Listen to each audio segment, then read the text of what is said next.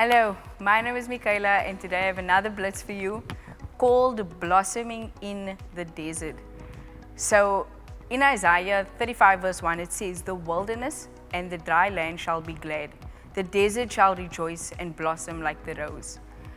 So I want to ask you a question. Have you ever felt like you're just walking through a spiritual desert, a place where hope seems lost and joy feels distant, and you just feel like there's just nothing that's happening? It's dry, because we know a desert is obviously a dry place where it's just nothing's happening.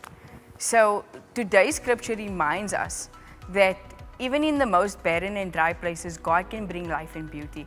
So this speaks magnitude of who God really is and what God is able to do. Because only God can go to a dry place and bring beauty to that and resurrect it and bring life and speak life into it. So just as a rose blossoms in the desert, our spirits can flourish in the midst of challenges. Now I want you to think about that for a second. Your spirit can flourish in the midst of challenges, meaning that even if it seems dry, God can come and bring beauty and bring life to those dead, barren things and can cause it to be renewed and restored and revitalized in your life. So there's some questions that you maybe have to ask yourself, like, what are the deserts in my life right now? What are the deserts in your life right now? Second question you can ask yourself is, how can you trust God to bring life and beauty to those areas?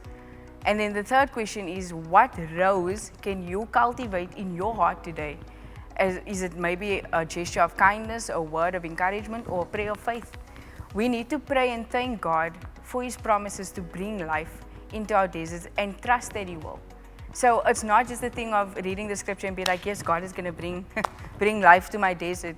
You have to have trust and faith in God, being like, listen, I may see the desert and be in it right now, but I trust and believe that God will bring life to my desert and believe Him for it. And when you do see the miracle happening, you know you can testify of His goodness to someone else. Share the kindness, share the work that God has done in your life with the people around you. So I hope this encourages you, and may you blossom in your desert. God bless.